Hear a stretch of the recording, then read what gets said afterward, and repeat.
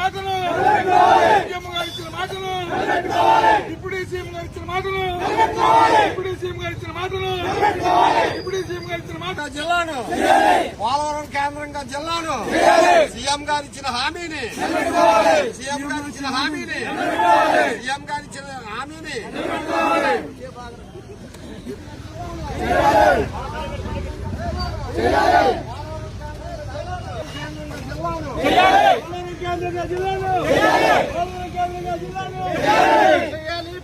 కుటుంబం కూడా సంతోషం లేకుండా ఈ పోలవరంలో బ్రతుకుతున్నటువంటి పరిస్థితి. ఈ పరిస్థితుల్లో మరి రాష్ట్ర ముఖ్యమంత్రి గారు జిల్లా ఇచ్చేటువంటి అవకాశం వచ్చినా కూడా కొంతమంది నాయకుల యొక్క